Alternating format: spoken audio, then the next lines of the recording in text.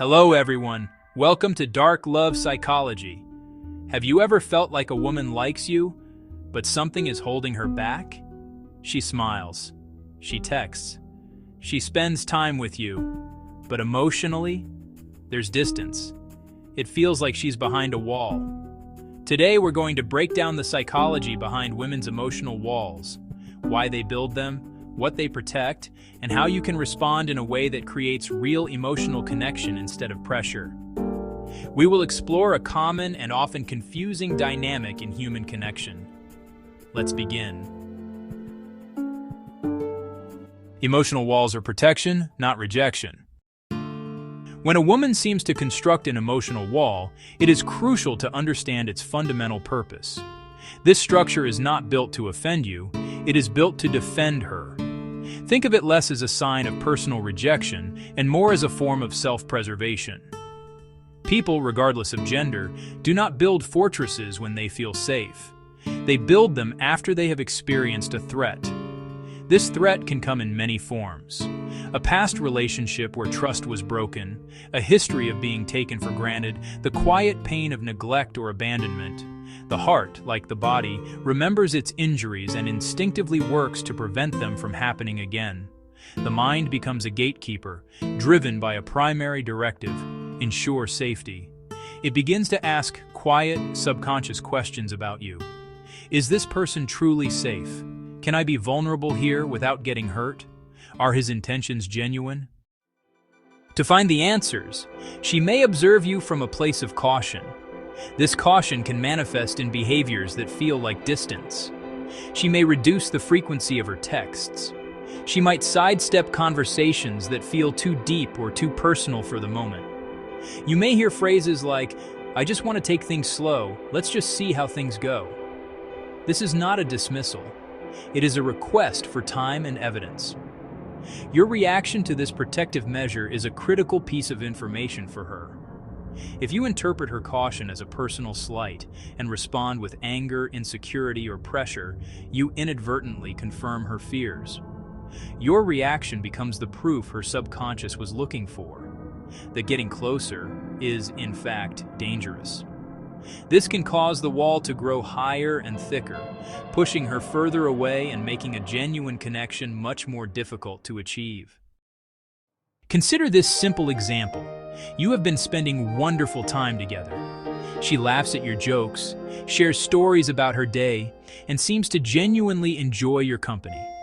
But when you try to discuss plans for a vacation several months from now, she changes the subject or gives a vague, non-committal answer. She rarely initiates conversations about her deepest fears or dreams. This is not a sign that she does not want you. It is a sign that she is protecting something fragile. Her actions are a demonstration of caution, not a definitive statement of rejection. Understanding this difference is fundamental. Chapter 2. The fear of losing emotional control. The act of falling in love is inherently risky. It requires a degree of surrender. It means handing a piece of your emotional well-being over to someone else. Fear of losing control. For many people, particularly for many women, this surrender can feel like a terrifying loss of control. As feelings of intimacy deepen, underlying anxiety can grow. The stakes get higher, the potential for pain becomes more real. This rising anxiety triggers a cascade of protective thoughts. What if this ends badly? What if he leaves me once he really knows me? What if I am making a fool of myself? These are not reflections of you or your behavior. They are echoes of past hurts or future fears. To regain control, she may instinctively pull back. The withdrawal creates a buffer zone, a space to catch her breath and assess. To the person on the receiving end, it feels abrupt and confusing. It often happens right when closeness is increasing. Imagine this scenario. You had an incredibly warm weekend together. The conversation was deep. The intimacy was real. You both said you were enjoying getting to know each other. Then Monday, her texts are brief. She seems distant. She appears busy or distracted. You might assume her feelings changed. More likely, the intensity scared her. Her distance isn't fading interest, it's fear of vulnerability. Chapter 3. Emotional walls as safety tests. Chapter 3. Emotional walls as safety tests. Sometimes, the distance a woman creates is not just a passive defense mechanism. It can be an active, albeit often subconscious, test. This is not a malicious game designed to toy with your emotions. It is a deeply instinctual process of information gathering. She is watching your reaction to the distance. She is testing your character. The core question is simple. Can you remain steady when faced with uncertainty? Can you handle emotional complexity without becoming reactive, needy, or angry? Your response provides the answer she is looking for. These tests can manifest in subtle ways. She might intentionally delay her response to a text message, not to be rude, but to see how you will react to the silence. She might bring up a sensitive topic or express a minor disagreement, watching to see if you can engage in a discussion respectfully. Or if you will become defensive and argumentative. She is probing for your emotional center of gravity. She is checking to see if you are a safe harbor in a potential emotional storm. Your response to these small tests is magnified in her perception. If you react with anger, frustration, or a barrage of insecure questions, you fail the test. This signals to her that you are not emotionally stable. It suggests you cannot handle the normal ebbs and flows of a relationship, and that her emotional needs might feel like a burden to you. In contrast, if you respond with calm, patient understanding, you pass the test. A calm response communicates strength. It shows you are grounded and can be a source of stability, not more drama. Example: after closeness, she says, "I'm just not sure if you are really serious about this." Or, "Am I just another person you're dating?" An insecure, reactive reply: "What are you talking about? After everything I've done? Why are you always like this?" This is defensive and accusatory, and it pushes her away. A calm, secure reply: "That's a fair question. I can understand why you might feel that way. All I can tell you is how I feel, and I'm happy to show you with my actions over time." This validates her concern, shows emotional maturity, and builds safety. Chapter 4. Attachment styles and past emotional wounds. A person's history is not just a collection of stories. It is a living blueprint that shapes how they interact with the world, especially in the context of intimate relationships. A woman's past experiences with her primary caregivers and former partners create what psychologists call an attachment style. This style is a largely unconscious template for how she connects with others, how she perceives intimacy, how she responds to the threat of abandonment, how she responds to the threat of engulfment. On the other hand, a person with an avoidant attachment style finds true intimacy to be overwhelming or suffocating. For her, closeness itself feels like a threat to her independence and sense of self. As a relationship gets more serious, her instinct is to create distance to feel safe again. Past trauma can also cast a long and powerful shadow over present relationships. If a woman has experienced betrayal, manipulation, or emotional abuse, her nervous system can become hypervigilant. It remains on high alert for any sign of danger. In this state, moments of deep connection and vulnerability, moments that should feel wonderful, can paradoxically trigger a fight-or-flight response. The very closeness she may consciously want can feel threatening on a deep physiological level. This creates a powerful internal conflict. The desire for love is at war with the instinct for survival. This internal battle often manifests as what we perceive to be mixed signals. For example, she might tell you that she wants a serious, committed relationship and that she feels a strong connection with you. Yet, just as you begin to get closer and build that very relationship, she becomes distant, cold, or unavailable. Chapter 5. Security lowers emotional walls. Emotional walls are not broken down by force. They are dissolved by security. pressure, even with good intentions, only strengthens those walls. It makes the walls higher and harder to reach.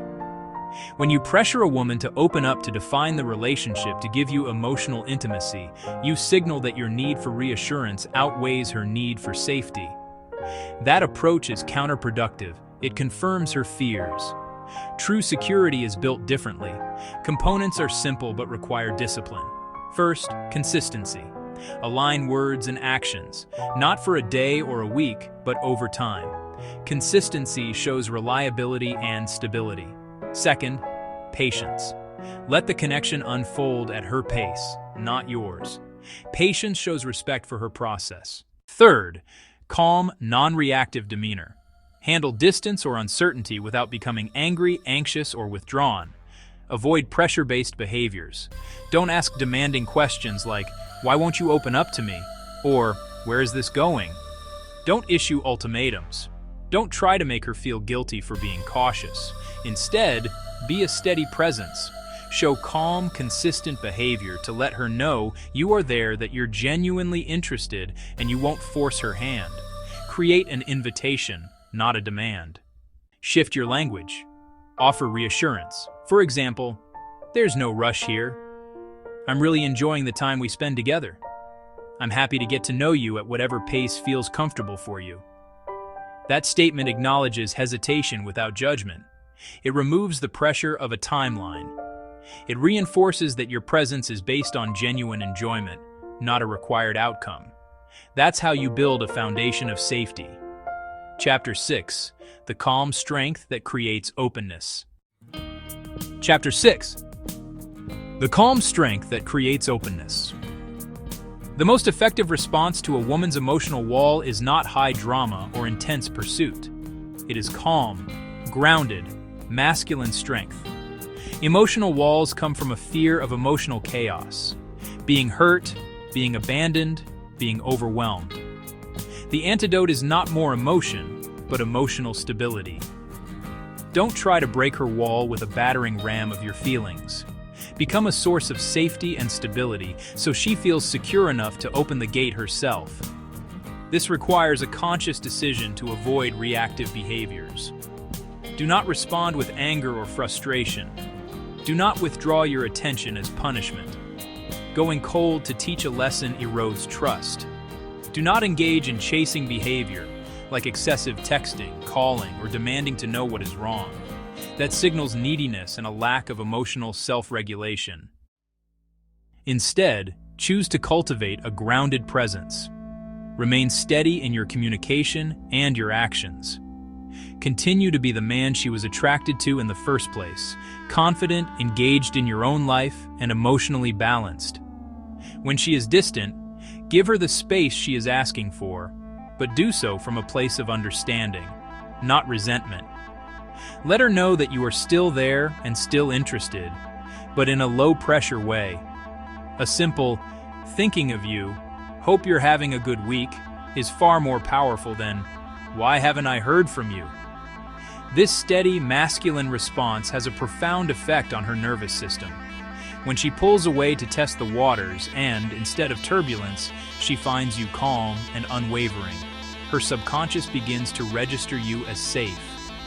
When she senses that you can handle your own emotions without needing her to manage them, and that you can handle her emotions without losing your balance, she begins to relax.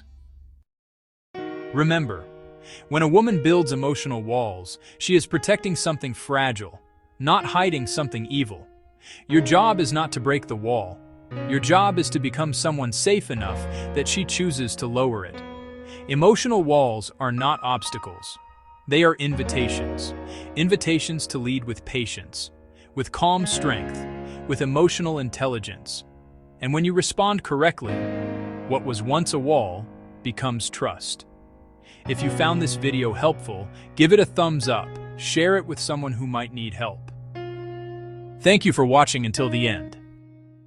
This is Dark Love Psychology.